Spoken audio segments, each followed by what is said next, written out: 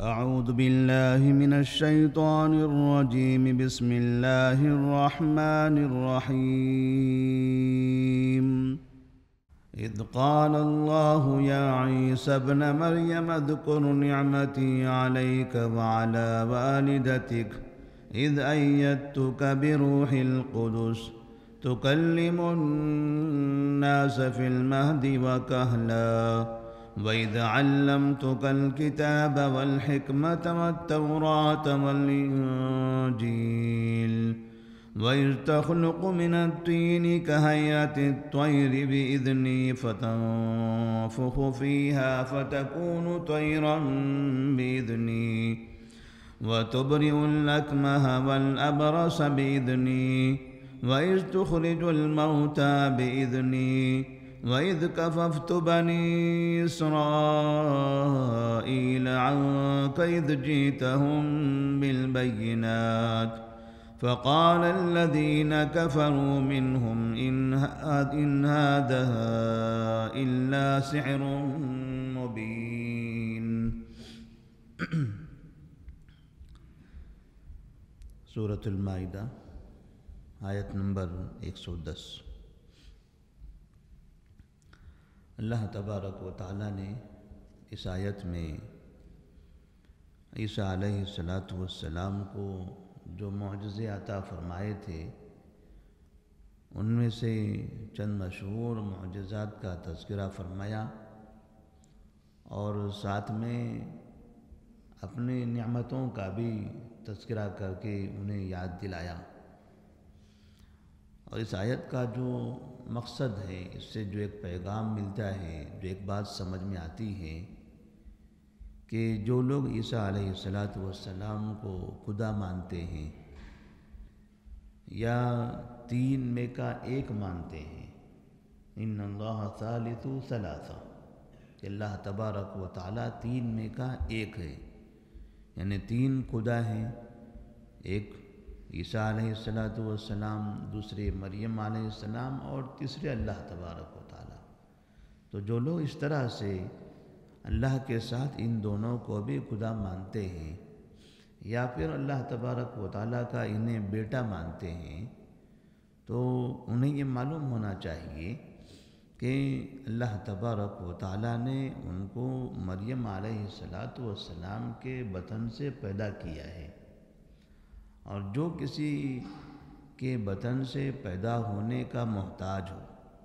جو اپنی پیدائش میں ہی دوسرے کا محتاج ہو، بھلا وہ خدا کیسے ہو سکتا ہے؟ اسی طرح سے جو انسان یا جو شخص اپنے آپ کو اپنی قوم سے محفوظ نہیں کر سکتا، جسے قتل کرنے کے لیے دوسرے لوگ تیار ہو جائیں اور وہ اپنے آپ کو بچا نہ سکے، تو وہ کیسے خدا ہو سکتا ہے؟ اللہ تبارک و تعالیٰ نے اگر انہیں آسمان پر نہ اٹھا لیا ہوتا تو یہود یعنی بنو اسرائیل عیسیٰ علیہ السلام کو قتل کر دیتے. تو اس طرح سے اس آیت میں عیسیٰ علیہ السلام کی بندگی کا ذکر ہے کہ عیسیٰ علیہ السلام اللہ کے بندے ہیں، اللہ کے بندے ہیں. اور عیسیٰ علیہ السلام نے یہ بات بچپن میں ہی کہی تھی، جس وقت ان کی پیدائش ہوئی اور ان کی ماں مریم علیہ السلام انہیں گود میں اٹھا کر لے جا رہی تھی. بنو اسرائیل نے دیکھا اور ان پر بہتان تراشی کرنے لگے اور انہوں نے یہ کہا، یا اخت ہارون ما کان ابوک امرأ سوء وما کانت امک بغیہ، اے ہارون کی بہن، یہ بچہ کہاں سے آیا؟ تمہارا تو نکاح بھی نہیں ہوا، پھر بغیر نکاح کہ یہ بچہ آپ کے گود میں کہاں سے آ گیا؟ تو نہ آپ کے والد غلط انسان تھے، نہ آپ کی والدہ غلط انسان تھی، آپ نے یہ کیا کیا؟ اشارہ اس بات کی طرف تھا کہ وہ یہ سمجھ رہے تھے کہ مریم علیہ السلام نے کوئی گناہ کیا ہے کہ جس کے نتیجے میں یہ بیٹا پیدا ہوا. فاشارت الیہ، تو مریم علیہ السلام اب اپنی زبان سے اپنی صفائی نہیں پیش کرنا چاہتے تھے، کیونکہ وہ چاہے اپنی زبان سے جتنا کہہ دیں لوگ ماننے والے نہیں تھے. تو انہوں نے بچے کی طرف اشارہ کر دیا، فاشارت الیہ۔ آپ کو یہ معلوم ہونا ہے کہ یہ بچے کی پیدائش کیسے ہوئی۔ آپ میرے ماں باپ کے بارے میں کہہ رہے ہو کہ میرے ماں باپ اچھے انسان تھے، تو کیا میں اچھے نہیں ہوں؟ آپ مجھ پر کلام کرنا چاہتے ہو؟ اگر حقیقت جاننا ہے آپ کو کہ ہمارا کردار کیسا ہے اور یہ بچے کی پیدائش کیسے ہوئی ہے، اس بچے سے معلوم کر لیجئے کہ یہ بچہ کس کا ہے۔ فاشارت الیہ قالوا کیف نکلم من کان فی المہد صبیا۔ تو لوگوں نے کہا یہ بچے سے کیا بات کرنا ہے، ہمیں بات تو آپ سے کرنی ہے، آپ کو جواب دینا ہے، آپ کو جواب دینا ہے کہ بچہ کہاں سے آیا۔ انہوں نے کہا ہم نہیں جواب دیں گے، یہ بچہ آپ کو جواب دے گا۔ قالوا کیف نکلم من کان فی المہد صبیا، بچہ کیا جواب دے گا؟ کیا گود میں رہنے والا بچہ اس طرح کی کوئی بات کرتا ہے؟ کیا اس طرح کی کوئی بات کہنے پر اس کو سمجھ میں آتا ہے؟ کیا اسے ہماری باتیں سنائی دیتی ہیں؟ تو قوم یہ سمجھتے تھے کہ یہ بچہ ہے، یہ تو نہ سنے گا نہ سمجھے گا نہ ہماری بات کا جواب دے گا۔ لیکن اس وقت عیسیٰ علیہ السلام نے فوراً اپنی قوم کو یہ جواب دیا، قال انی عبد اللہ آتانی الکتاب وجعلنی نبیا وجعلنی مبارکا اینما کنت واوصانی بالصلاة والزکاة ما دمت حیا۔ قال انی عبد اللہ، میں اللہ کا بندہ ہوں، میں اللہ کا بندہ ہوں۔ اللہ کا بندہ کہنے میں ایک تو مریم علیہ السلام کا بیٹا ہوں یہ بھی آ گیا، اور ساتھ میں اگر کوئی یہ سمجھتا ہے کہ میں بغیر باپ کے پیدا ہوا ہوں تو ایک عجیب سی چیز ہے اور میرے اندر خدائی صفت ہیں،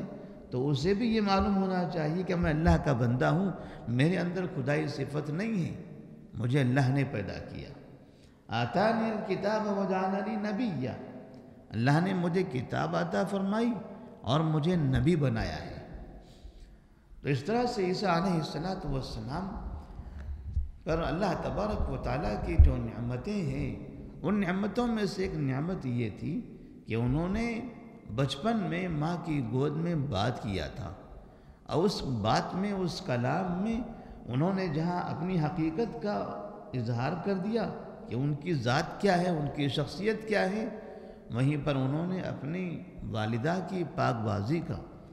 ان کی شفافیت کا، ان کی طہارت کا، اور وہ ایک اچھے انسان ہے، اس کا بھی انہوں نے اظہار کر دیا۔ اور اس سے قوم کے اندر یہ بات معلوم ہو گئی کہ مریم علیہ السلام کوئی غلط عورت نہیں ہے۔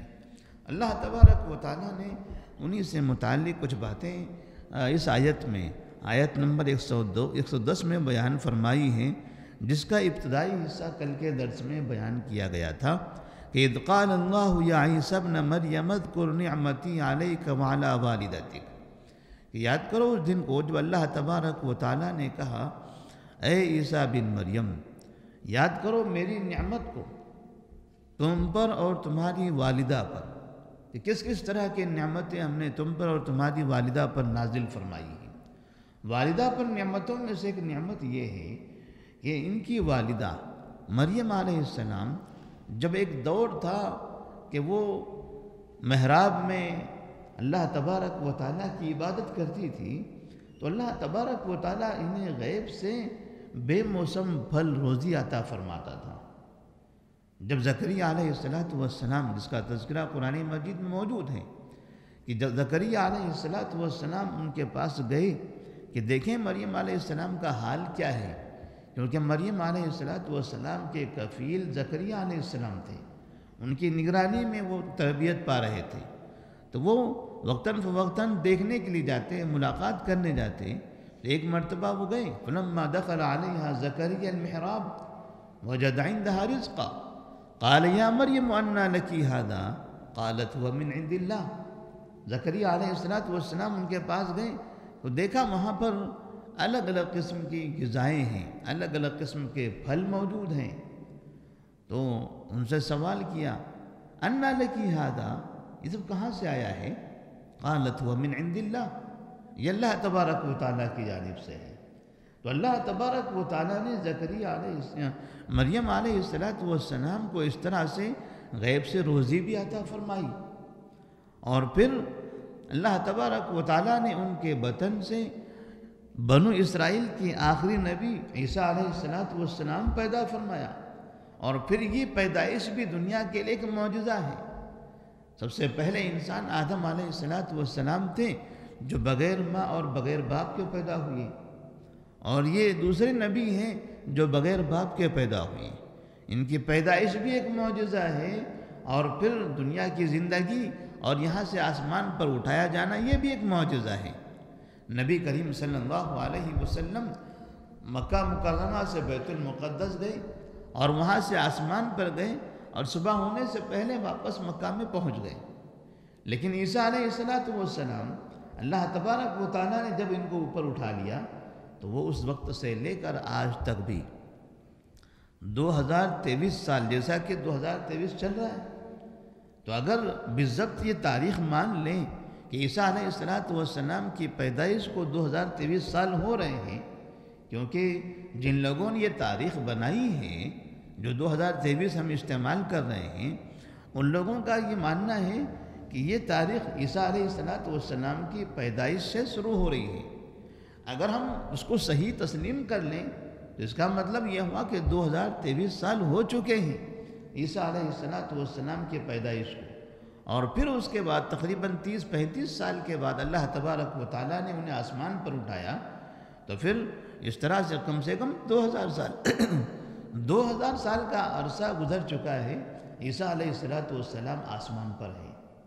اب اور کتنے ہزار سال رہیں گے، کتنے سال رہیں گے، اس کا کوئی اندازہ نہیں ہے، لیکن آخر میں اللہ تبارک و تعالیٰ قیامت سے پہلے ان کو زمین پر بھیجنے والا ہے۔ تو عیسیٰ علیہ السلام کی ذات میں اس طرح کئی پیغام ہیں اور کئی معجزات ہیں، کئی الگ الگ قسم کے واقعات ہیں۔ اذ ایدتک بروح القدس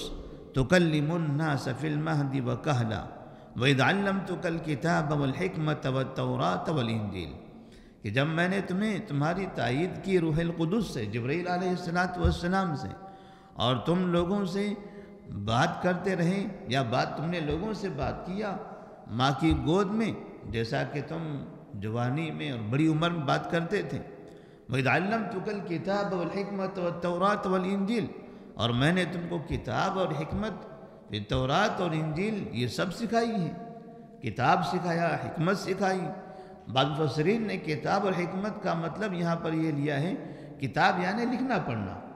اور حکمت یعنی سمجھ، ادراک، فہم، عقل، وہ ان چیزوں کی معلومات، چیزوں کو سمجھنے کی صلاحیت۔ اور تورات اور انجیل، عیسیٰ علیہ السلام کو تورات کا بھی علم تھا، انجیل کا بھی علم تھا، جب تک کہ وہ ایک عمر کو نہیں پہنچے، 30 سال کی عمر کو جب تک نہیں پہنچے، تب تک کہ تو عیسیٰ علیہ السلام تورات پڑھا کرتے تھے، کیونکہ تورات پہلے کی وہاں کتاب موجود تھی۔ بعد میں اللہ تبارک و تعالیٰ نے ان پر انجیل نازل فرمائی، تو اب اللہ تبارک و تعالیٰ نے ان کو انجیل کا بھی علم عطا فرمایا۔ اب اس کے بعد یہاں اللہ تبارک و تعالیٰ وہ ان معجزات کا تذکرہ فرما رہا ہے جو معجزات ان کے ہاتھوں پر ظاہر ہوئے، جو قوم کے مطالبے پر بھی تھے یا قوم کو اسلام کی طرف راغب کرنے کے لیے بھی تھے۔ اللہ فرماتے ہیں وَإِذْ تَخْلُقُ مِنَ الطِّينِ كَهَيْئَةِ الطَّيْرِ بِإِذْنِي فَتَنْفُخُ فِيهَا فَتَكُونُ طَيْرًا بِإِذْنِي، اور یاد کرو جب کہ تم مٹی سے پرندے کی شکل کا ایک مجسمہ بناتے تھے، مٹی سے پرندے کی شکل کا ایک مجسمہ بناتے تھے، جس طرح سے ہم مٹی لیتے ہیں اور مٹی کو ادھر ادھر گھما کے توڑ موڑ کر اس کی ایک شکل بنا دیتے ہیں، جیسے آج بنائی جاتی ہیں بہت سی چیزیں، تو ویسے تم بناتے تھے، اور بنانے کے بعد اس میں پھونک مارتے تھے، فَتَنْفُخُ فِيهَا فَتَكُونُ طَيْرًا بِإِذْنِي، تو پھر میرے حکم سے وہ چیز، وہ پرندہ اڑنے لگتا تھا،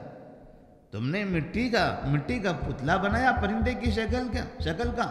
اور پھر اس میں پھونک مارا تو میرے حکم سے وہ پرندہ اڑنے لگا۔ یعنی اس طرح کی یہ مہارت کہ کوئی مٹی کا پتلا ہو اور اس کے اندر روح پھونک دے، اس کے اندر جان داخل ہو جائے اور وہ چیز اڑنے لگ جائے، یہ کیسے ہو سکتا ہے؟ یہ ناممکن چیز ہے، لیکن اللہ تبارک و تعالیٰ نے عیسیٰ علیہ السلام کے ہاتھوں میں اس طرح کی چیز وقتی طور پر ممکن بنائی، کیونکہ اس زمانے میں طب کی بڑی مہارتیں تھیں. میڈیکل جو حکمت ہے، میڈیکل جس کو ہم کہتے ہیں موجودہ دور میں، طب کے لوگوں کا علاج کرنا، لوگوں کا جسمانی علاج سے متعلق لوگوں کے پاس مہارتیں بہت تھیں. بڑے بڑے حکیم ہوا کرتے تھے، بڑے بڑے ڈاکٹر ہوا کرتے تھے، اور بڑی بڑی بیماریاں وہ لوگ چٹکیوں میں ختم کر دیا کرتے تھے. تو عیسیٰ علیہ السلام کو اللہ تبارک و تعالیٰ نے اسی میدان میں معجزے عطا فرما دیے کہ تم دنیا میں اتنی مہارتیں رکھتے ہو، یہ پڑھ لکھ کر اور کئی سال کے محنتوں کے بعد عیسیٰ علیہ السلام اس سے کہیں زیادہ بڑی چیزیں تمہیں ثابت کر کے دکھا سکتے ہیں. تو کیا ثابت کر کے دکھا سکتے ہیں کہ تمہارے اندر جو مہارتیں ہیں، اگر تم اس طرح سے مٹی کا پتلا بناؤ اور اس میں روح ڈال کر اڑا کر دکھا دو، یہ تم کام نہیں کر سکتے. یہ کام عیسیٰ علیہ السلام کر سکتے ہیں. عیسیٰ علیہ السلام کو اللہ تبارک و تعالیٰ نے وہ چیز عطا فرمائی، لیکن اللہ نے فرمایا بِإِذْنِی،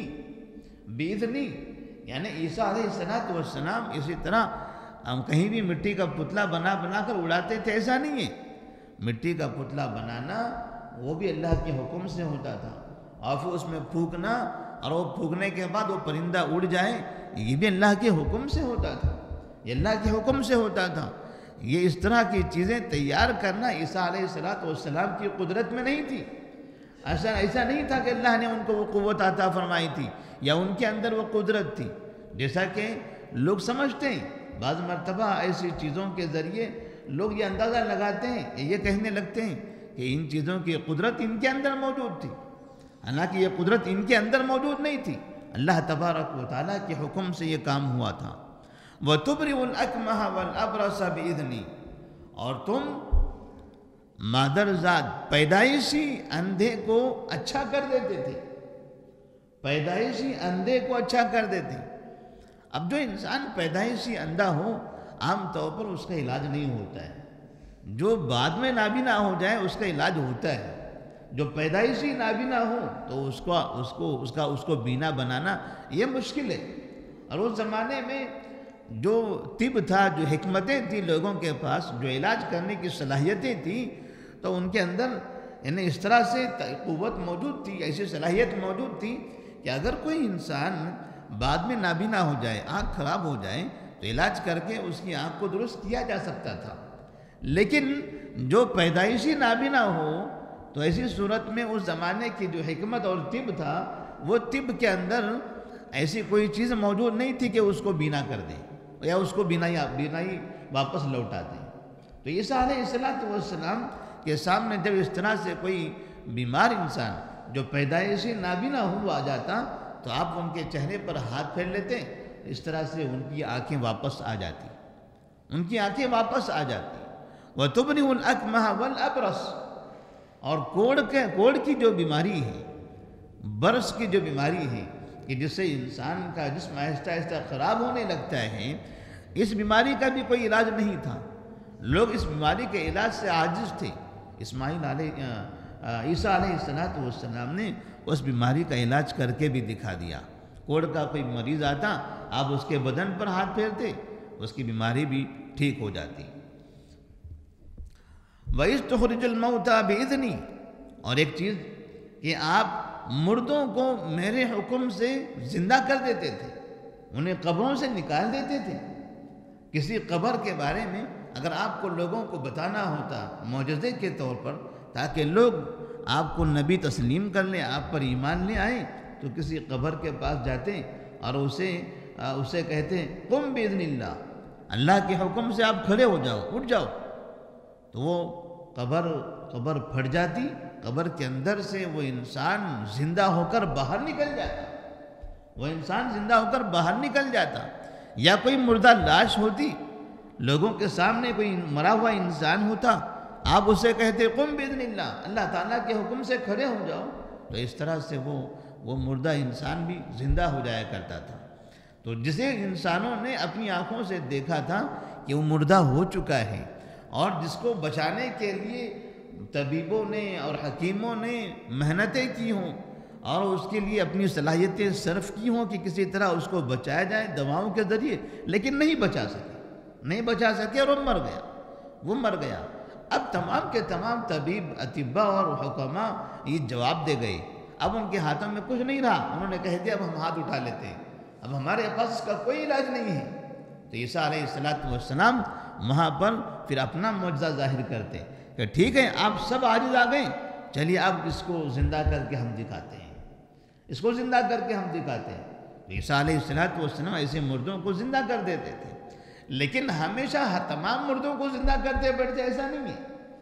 نہیں ہے۔ بعض مرتبہ آپ نے ایسا کیا ہے تاکہ قوم کو یہ پتہ چل جائے کہ آپ نبی ہیں۔ اللہ تبارک و تعالیٰ نبیوں کے ہاتھوں پر معجزے ظاہر کرتا ہے۔ وَإِذْ كَفَفْتُ بَنِي إِسْرَائِيلَ عَنْكَ إِذْ جِئْتَهُمْ بِالْبَيِّنَاتِ، اور یاد کیجئے اس دن کو جب میں نے تمہیں بنو اسرائیل سے بچا لیا۔ إِذْ جِئْتَهُمْ بِالْبَيِّنَاتِ، جبکہ تم ان کے پاس واضح دلیلیں لے کر آئے، تم ان کے پاس دلیل لائے، تم نے انجیل کی آیتیں پڑھی اور اس طرح سے معجزات بھی تم نے ان کے سامنے ظاہر کر دیے، اس کے باوجود بھی وہ تمہیں قتل کرنا چاہتے تھے۔ اس کے باوجود بھی، ان معجزات کو دیکھنے کے باوجود بھی وہ آپ پر ایمان نہیں لاتے ہیں، بلکہ آپ کو قتل کرنا چاہتے ہیں، آپ کے پیچھے پڑ گئے تاکہ وہ آپ کو قتل کر دے۔ لیکن اللہ تبارک و تعالیٰ فرماتے ہیں تو اس قوم سے ہم نے آپ کو بچایا، رومیوں کی حکومت تھی اس زمانے میں، عیسیٰ علیہ السلام رومی حکومت کے ماتحت رہا کرتے تھے، تو وہاں جو بنو اسرائیل تھے، وہ بنو اسرائیل نے رومی سرکار سے عیسیٰ علیہ السلام کے خلاف شکایتیں کی، انہیں ورگلایا، حکومت کو ورگلایا کہ کسی بھی طرح سے اس آدمی کو قتل کر دیا جائے، کیونکہ یہ آدمی بغیر باپ کا ہے، یہ آدمی فساد مچاتا ہے، یہ آدمی الگ ہی دین کی تعلیم دے رہا ہے، ہمارا جو دین ہے، جو کفر باپ دادا کا دین، بت پرستی کرنا، اس دین کے خلاف ایک نیا دین لاتا ہے،